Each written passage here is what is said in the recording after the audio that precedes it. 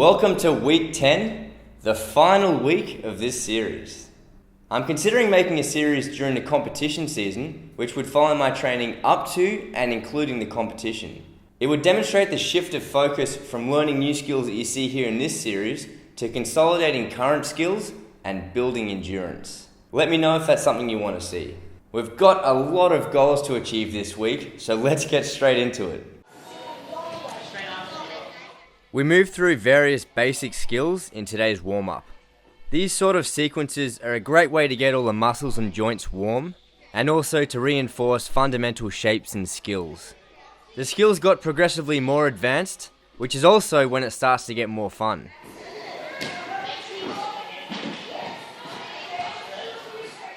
Sam demonstrated the next sequence, which involves some skills that I can't yet do, such as extension roll to blind change, and shoulder press.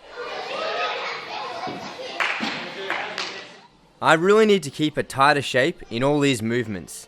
You can see my feet are always separating in these handstands, which doesn't look nice, and it also makes skills more difficult, particularly pivots. This was my first time trying back extension roll straight into blind change. I didn't properly yet understand the mechanics of this skill yet, so I didn't really get anywhere with it.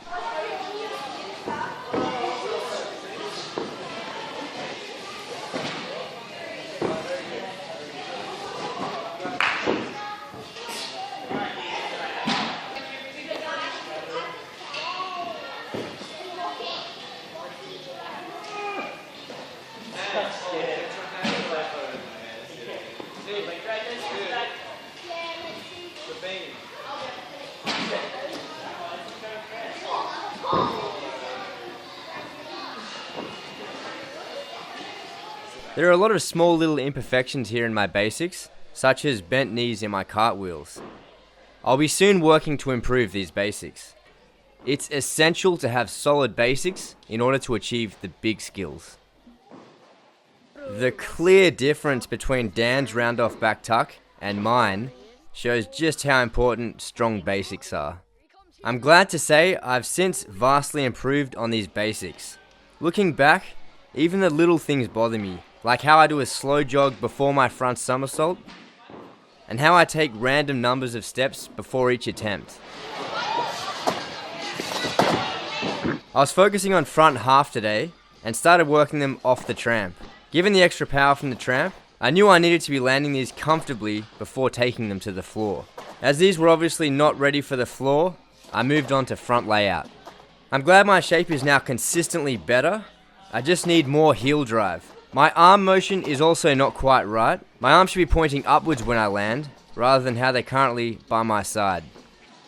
As the two remaining pommel goals are clean, smooth scissors and circles, these were today's focus.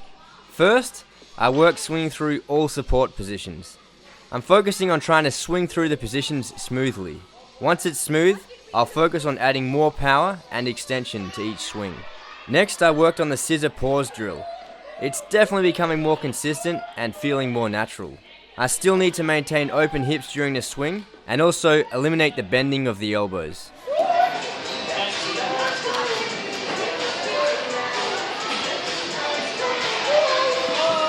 I got pumped up for this set with some Swifty.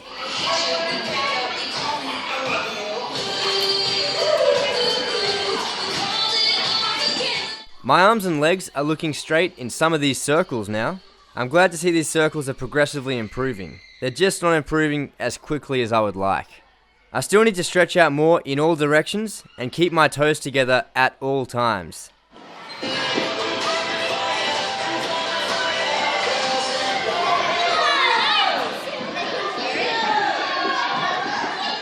Unfortunately, despite my best attempts, I wasn't able to achieve my goal of 5 circles in a row with straight arms and legs. I started with back tuck dismounts, aiming to get as much height as possible in preparation for the layout. One big problem that I wasn't aware of at the time was how far my shoulders are coming forward when swinging out of the handstand.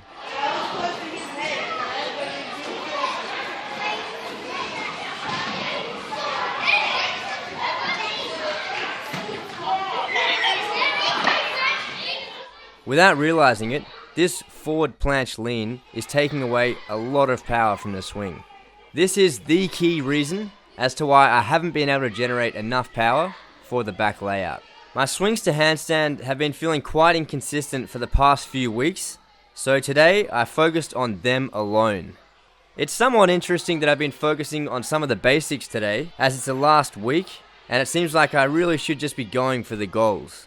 However, if I neglect the basics, I'll never achieve these harder skills.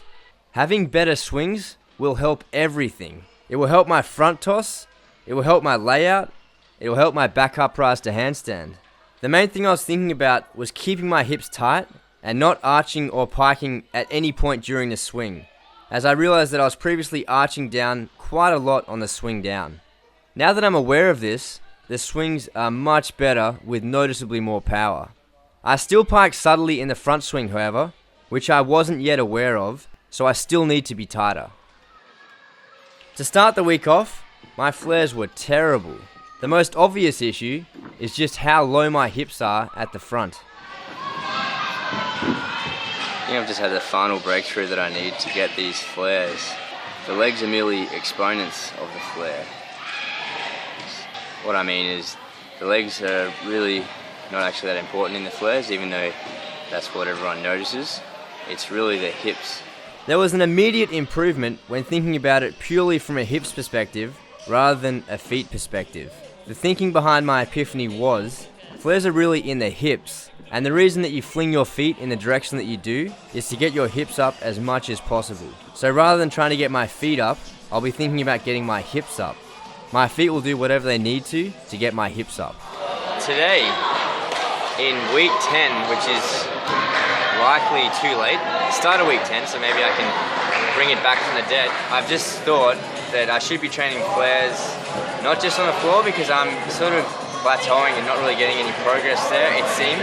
So now I'm going to be doing some flares on the mushroom. Obviously it's a lot easier because I got that height so my feet can go lower, but it's going to be useful in the sense that it'll teach me the feeling still of the flare with the feet and the hips, which I clearly don't properly understand. The reason I've avoided using the mushroom up until now is because Charles, my coach who has amazing flares, said that he never did this, and so I thought, okay, I'll just do what he did. But everyone's a bit different, and I feel like I should try this to see if it helps. It can only help, it won't make them worse. Even here, you can see there's something going wrong with my hip movement in the last quarter of my flare. It's just going to take practice to make this movement more natural. Changing it up from the floor to the mushroom should be a good way of developing my understanding. I was really trying my hardest to make some kind of epic breakthrough so that I could finally achieve the flare by the end of the series. I'm really sorry to say, I just wasn't able to do it.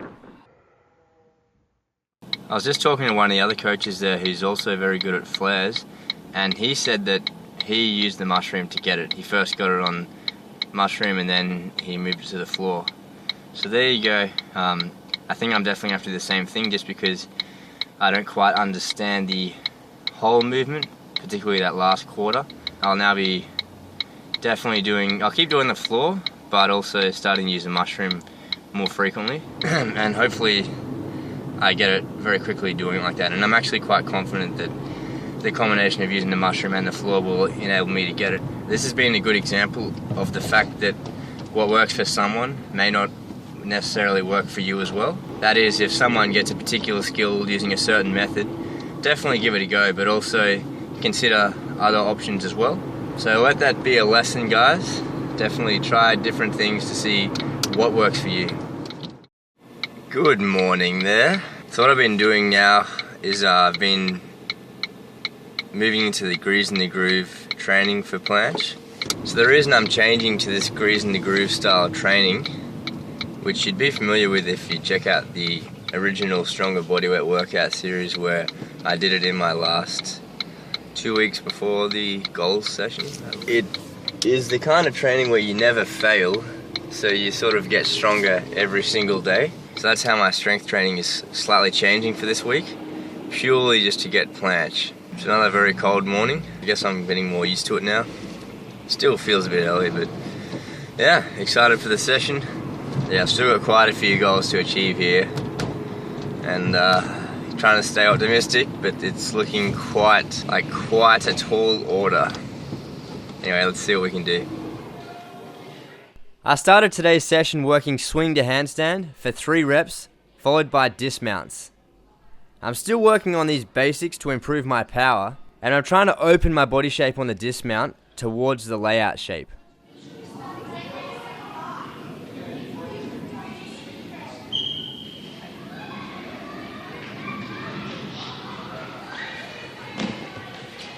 Embarrassingly, I forgot my shorts today, so I borrowed some spare shorts we had lying around.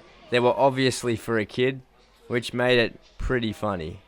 On the bright side, they showed off the quads quite nicely. I warmed up with the usual ring sequence.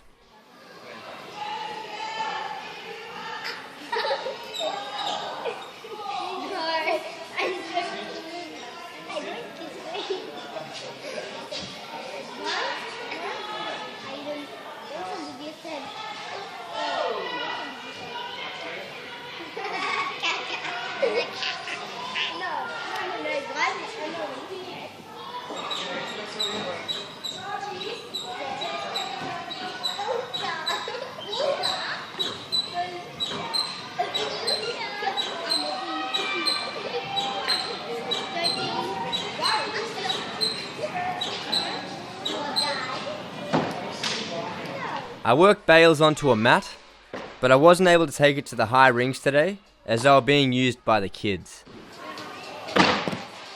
Today's pommel focus was to achieve the scissor goal, which is 5 smooth swings, all connected and flowing well with straight arms. I warmed up with the same drill that I've been focusing on over the past few weeks.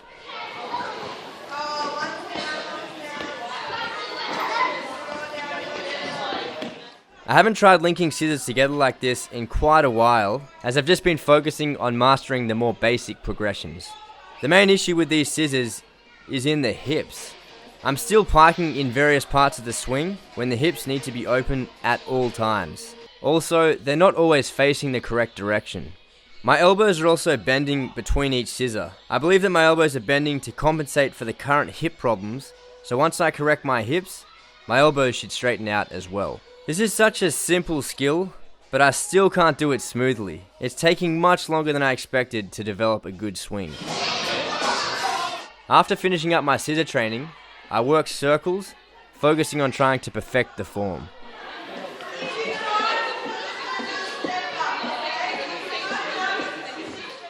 I finished the session with loops, now focusing on keeping the numbers up, but also cleaning up the form. Any variation of circle like this will help develop other variations as well. For example, in loops, the extension in rear support is emphasized, which will also improve my rear support when circling between handles.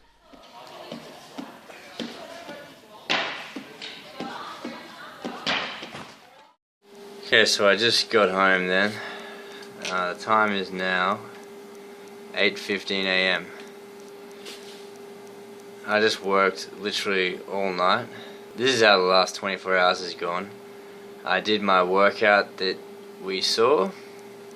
I then came home and stretched for about half an hour.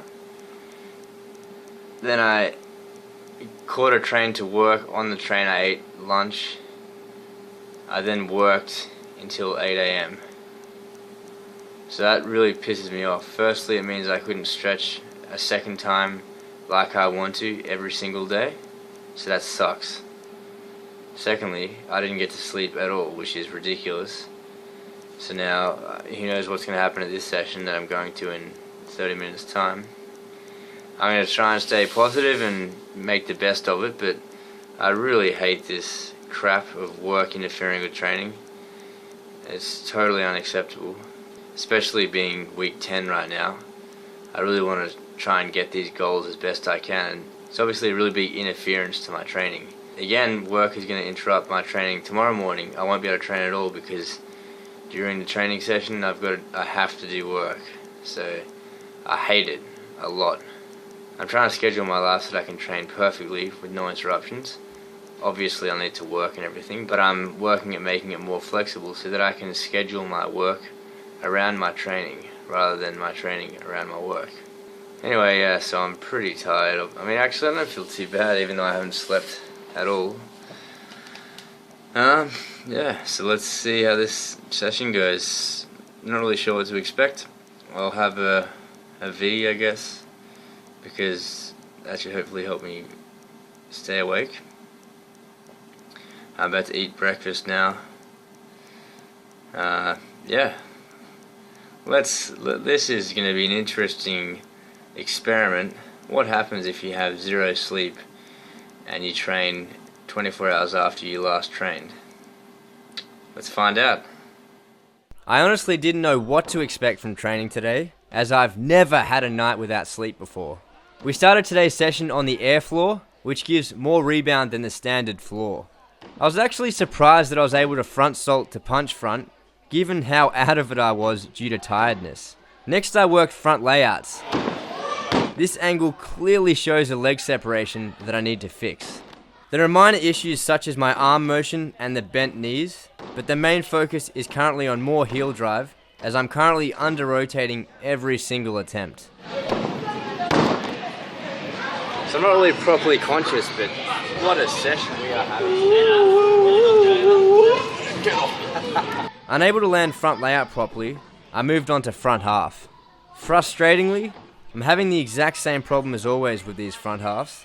From this angle, you can see that my upper body and lower body aren't twisting as one unit, which is why my shoulders are sometimes left behind.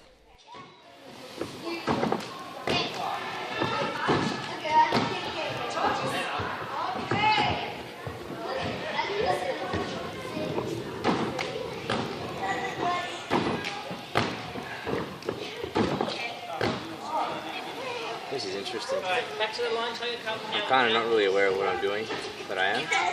In the sense that I'm not really thinking about it as much as I normally would, because sleep is so distracting. But this is really a pretty sweet session so far.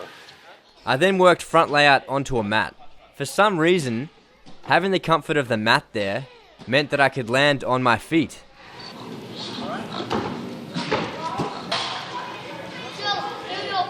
After a few successful attempts on the air floor, I took it over to the floor. Happy with 2 successful landings, I took the mat out, hoping that today, against all odds, I would achieve the front layout on the floor. I hardly remember this session as I was so out of it from the lack of sleep. But watching the footage, I'm very impressed at just how close I came to front layout. All I was thinking about here was clean form. They're definitely getting cleaner, though there's still a small amount of knee bend and feet separation in the last quarter, which is what I'm focusing on eliminating.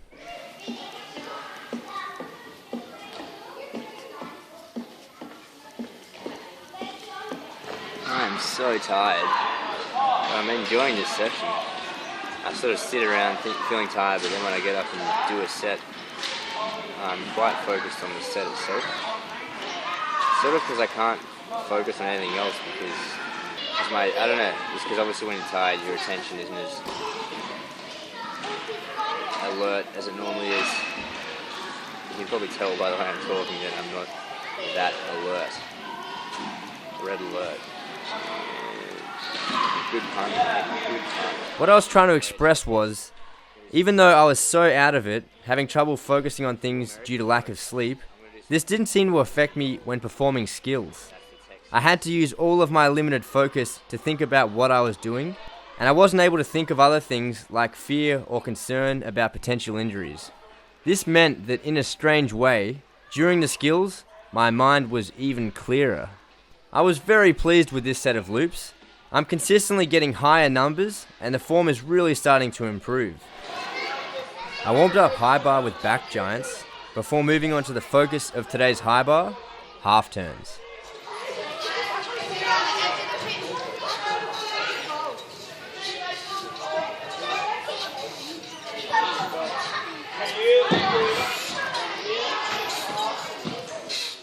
I'm really happy with these half turns. I'm now swinging these just above horizontal, and it's great that my feet are now together through the whole turn. I need to push more through my left shoulder near the end of the turn in order to fully complete the turn, and I also need to turn a little faster, which will allow me to re-grip my left hand. Well, that session was surprisingly good. Yeah, like I said, when I went in there, I was super tired. Just wanted to go to sleep. Didn't get any sleep because I was working all night. I should also mention it was physical labor, so you know, that obviously would lead to fatigue. But it seemed like actually when I got there I was very warmed up. It didn't take me long to warm up. So I guess not sleeping, I didn't tighten up. I stayed warm. So that was a really random benefit. Yeah, so that was a very interesting session. I'm very glad that I went to that session. It just goes to show you guys, you should set a schedule and then really stick to that schedule, even if, you know, like for me, work almost ruined it by not letting me sleep, or if other things arise, just try to really stay consistent with your schedule. And even when you don't expect to have a good session like I did today, you can still have good sessions like I did today. In a sense, my sleep depravity was all worth it just for the experience. Excited for tomorrow, and I'm very excited to go to bed tonight. It's now been approximately 37 hours since I was last here. Man, I'm excited to sleep. It's so warm and nice. Let me just get in there nice and deep. Get that shoulder in. Get that shoulder's in. Get that arm in. The arm is in. Now we gotta warm it up.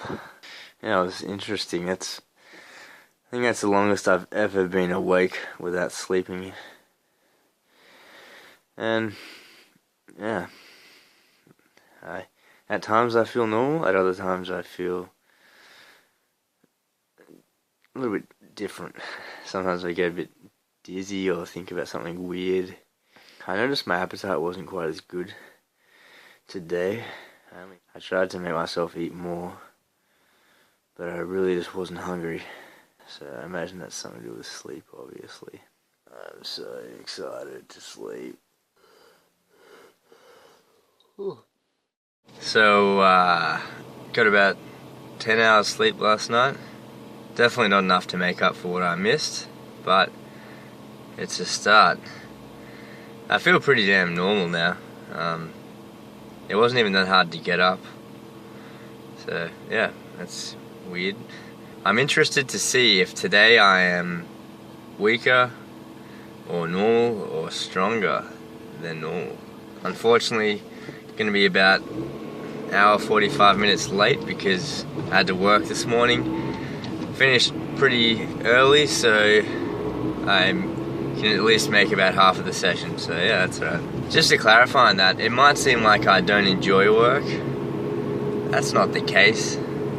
It's actually not bad, except I really don't like it when it interrupts my training. That is not on. Anyway, yeah, so I'm feeling very normal, which is good. So yeah, let's see what happens today. I started today working this sequence, going through back uprise, swing to handstand, and dismount. The focus of this sequence was the dismount, working toward the layout shape.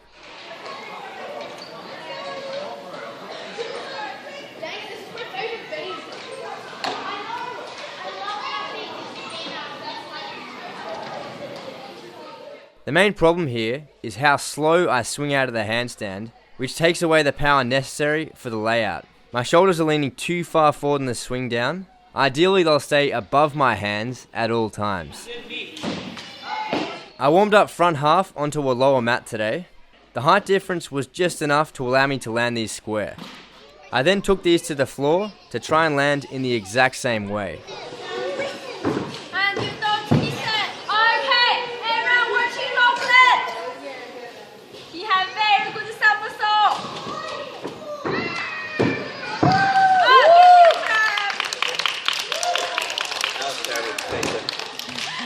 Still not landing any of these properly, I moved on to the tramp, which gives me more time in the air to understand the movement.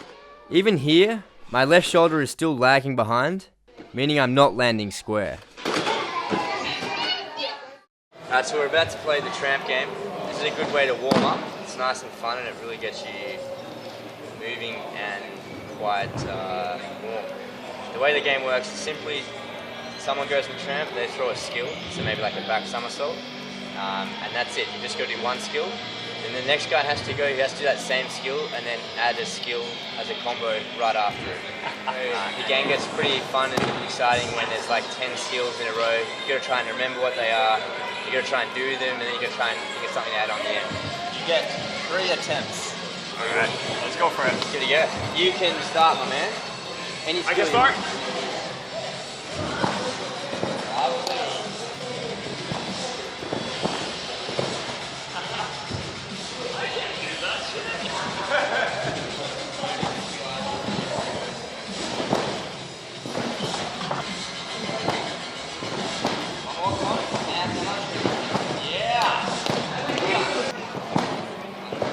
Pa wasn't comfortable trying this, so he was out for this round.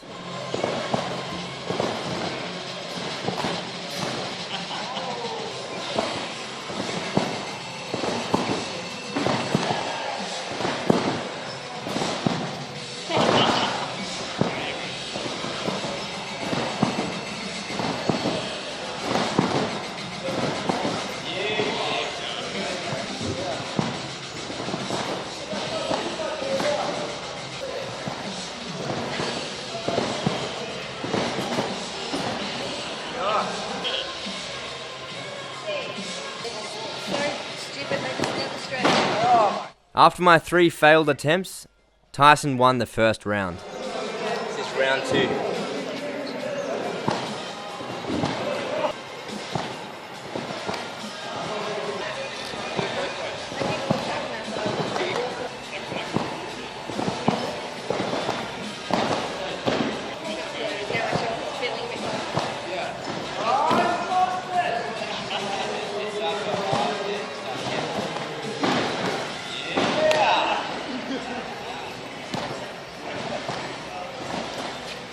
This attempt didn't count, as the skill must be landed with control.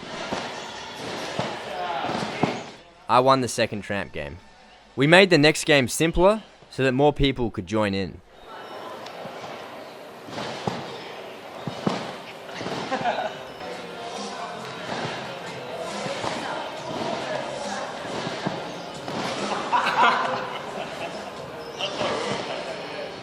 Tyson didn't match the skills properly on this one, so it didn't count.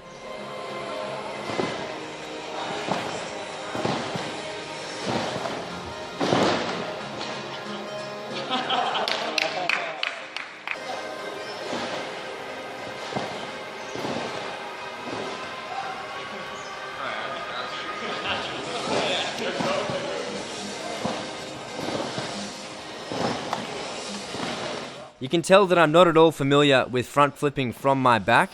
This was my downfall in this round.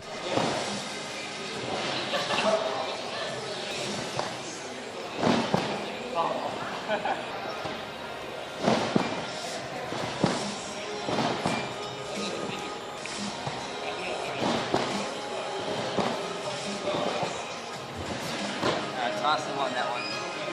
Let's do one more big boys game. I wanted to step up the difficulty with some bigger tricks.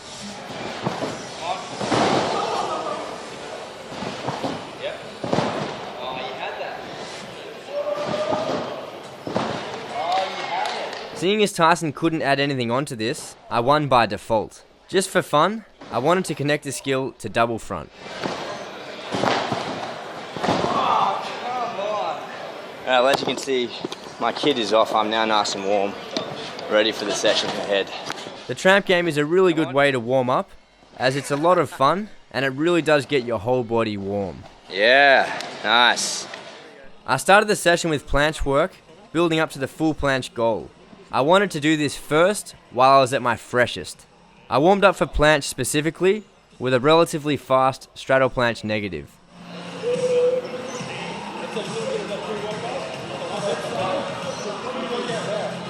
Alright, so I'm going to give this negative a try with my body straight up to my knees. If I can control it and it looks alright, then I'll go for a full planche today. If it doesn't look very strong, I'll rest for today and I'll go for planche tomorrow. This planche variation is very nearly full planche.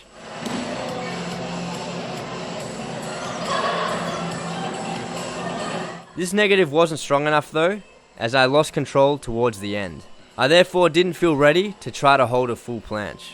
I decided to grease the groove by working simpler variations throughout the rest of today, and will attempt the full planche tomorrow.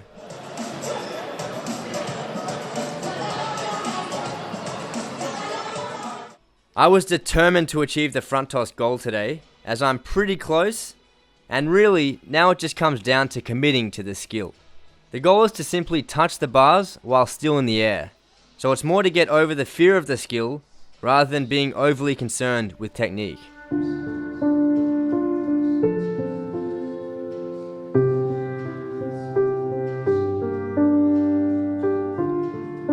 I really want to be hitting that piked body shape, though I'm still tucking a lot. At the time, I was mainly thinking about a layout body shape, though after watching professionals perform it and checking the code of points, I realized it's more of a pike where you open up at the end of the skill. Now knowing this, the skill makes more sense, so going forward, I should be able to improve faster. I'm glad that I'm constantly getting more comfortable with this skill and my position in the air. I'm gonna get this right now. That last one was about this close to touching. It's gonna really just up, goal. I believe in him.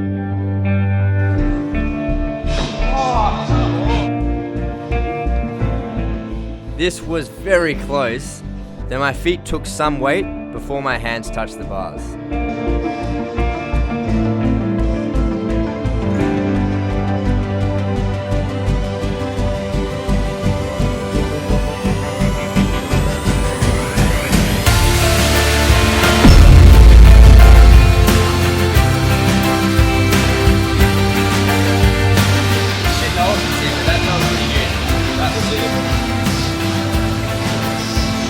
Obviously nowhere near ideal, but I set this goal with the intention of making progress on this skill, not actually getting the skill. I moved on to underswing to support, warming up with the same drill I've been working throughout the series.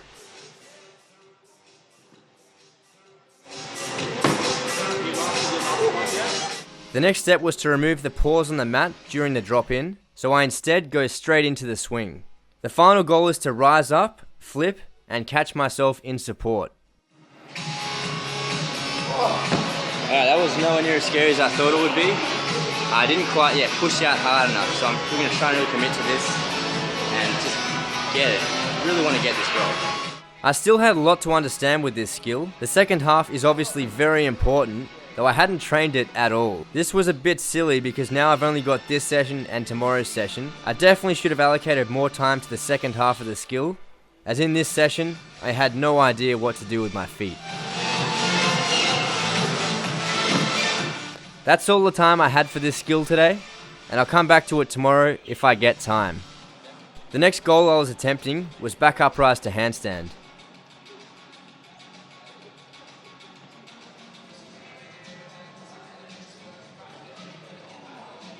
These were the best they've ever been.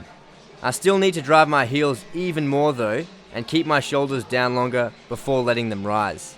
Not feeling any additional progress on this, I moved on to the back layout dismount.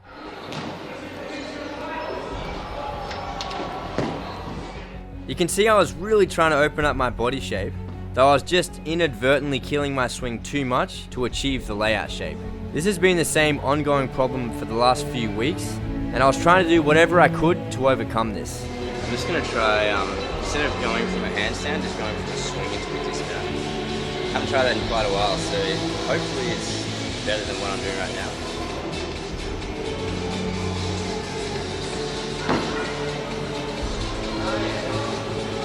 Let's get this, man. Yeah, it's fine. Trying to dismount from a swing rather than from a handstand eliminated the issue with my current swing out of the handstand, and all of a sudden, the skill made sense. I was so excited about this breakthrough, and really motivated now that I could see and feel the correct shape. The final thing I need to improve is my hips. They're currently too piked at the start of the dismount. According to the code of points, If the hip assumes a flexion of greater than 45 degrees at any time during the element, it will be considered piked. Therefore, if I can reduce the hip flexion below 45 degrees, I'll have achieved the goal. I didn't have a protractor on me at the time, so I was just guessing the angle when looking at the replays. As such, I wasn't sure if these were within the maximum allowed hip flexion, and regardless, I wasn't content with them being questionable. Wow, this is great. They're getting consistently better. I just want to get that perfect one. It's so close. And one thing I need to do is just get my hips up more and push away. So I already know what I need to do. And for some reason, I'm just really struggling to do that. I kept trying to get a really nice one that was an undisputed layout. Unfortunately, after applying the protractor to each attempt, you can see that all had hip flexion of greater than 45 degrees, and hence these are considered piked, not laid out. Overall, I'm very happy with the breakthrough on this today, and will definitely attempt this again tomorrow. Well, that was an awesome session. I really enjoyed it. I really didn't want to leave actually, and I stayed a little bit later. Just keep that on the down low. I got pretty obsessed with the back layout there because I kept seeming to improve on every consecutive attempt, and I really wanted to get a perfect one. And I really hope I can achieve a few more goals tomorrow so that the percentage success is respectable. I obviously always want to at least get 50, but I mean ideally I should get 100, but to be honest I've never been able to get 100% of my goals in any workout series I've made. And I think that's just because I'm quite ambitious and I'm always trying to think of what I could get and then ask a little bit more of myself because yeah, I'm always pushing myself to be better than I am. I think that's a better way to do it rather than not being ambitious and not achieving your true potential. I'm really excited for tomorrow's session. First up today was planche. I started with a straight to knee negative as the final warm-up before going for full planche.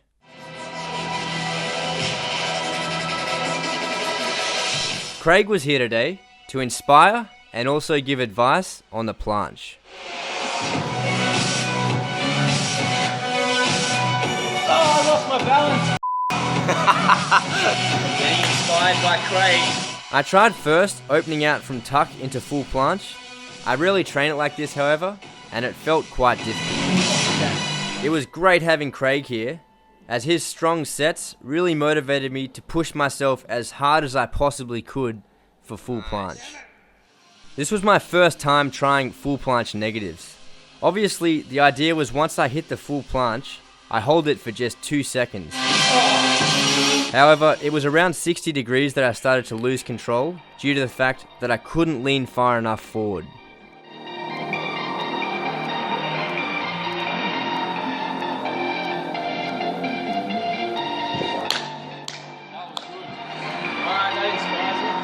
Here we go, let's get it, man, come on.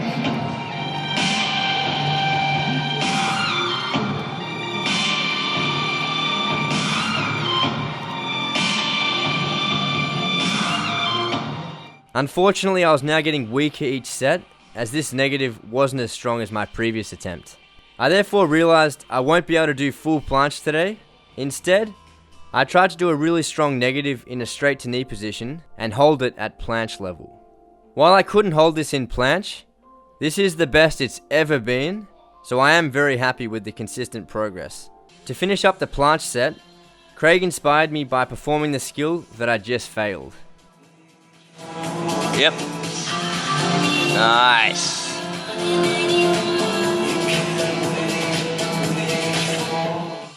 Next, I moved on to front half, pushing for that square landing.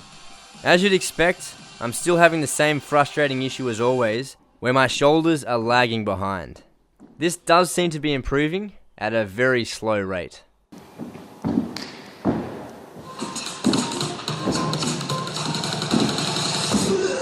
Between some sets, I did these simple jump turns, trying to enforce the feeling of the twist, as I only need to twist a tiny bit more out of the somersault to achieve the front half.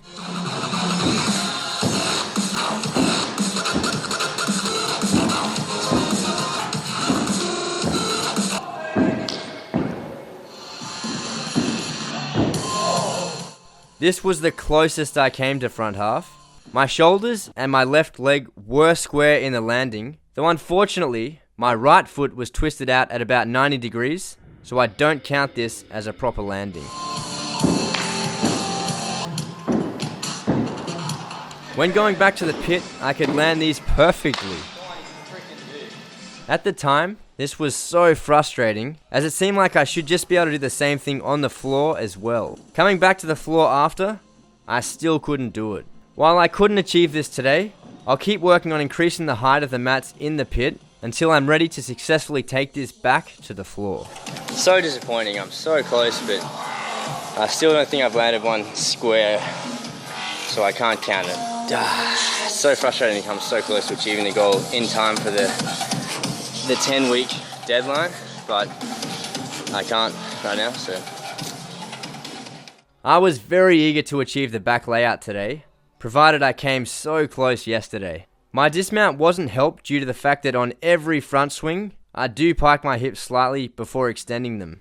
If I were to fix this so that I swing with a tight body shape that doesn't change, the layout would also immediately improve.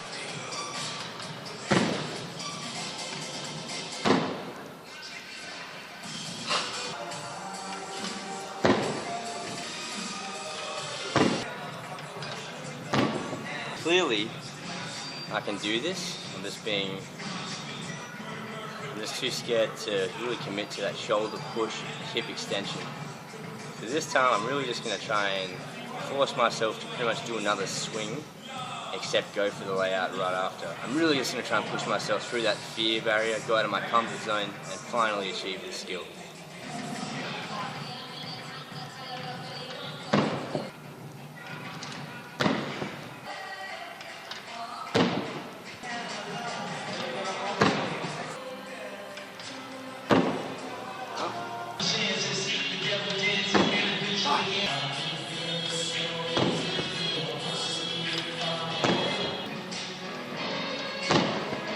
I am obsessed with this.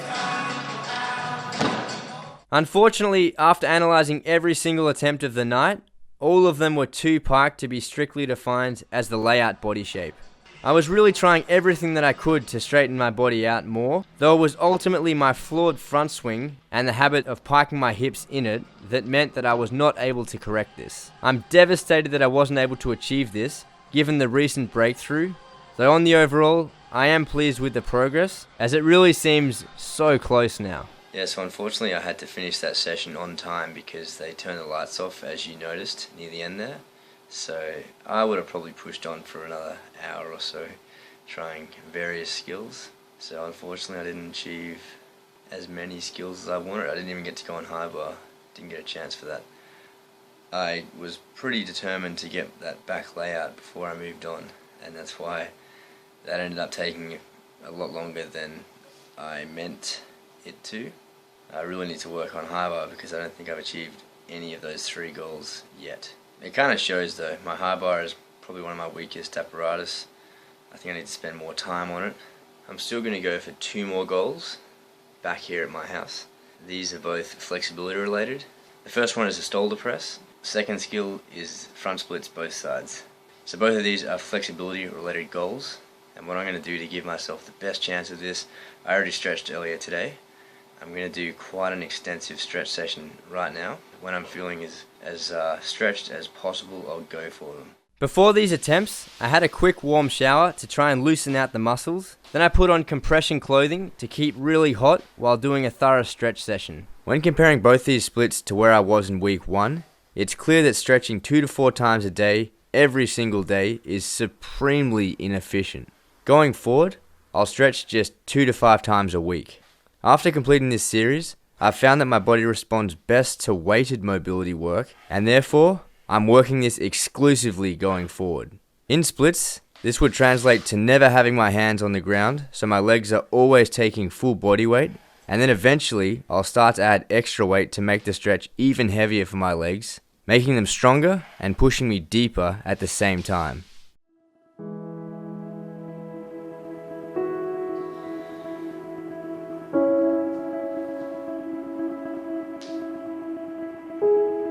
I've never done a handstand like this on my fingertips before, and it felt really weird. Supporting from the fingertips gives a bit more height off the ground, which makes the shoulder press just a little easier as you don't need as much compression.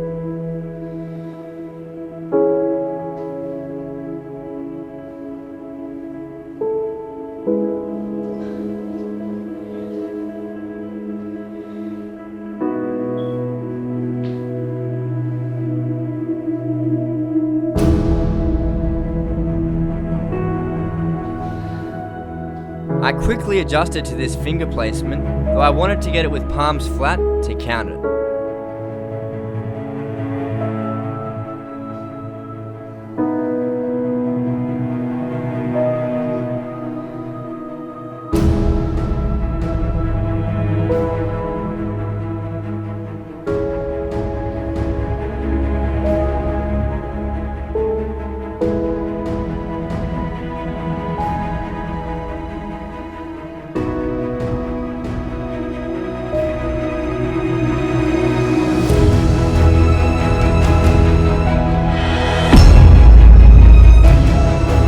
It's very satisfying to start to finally see the benefits of my mobility training.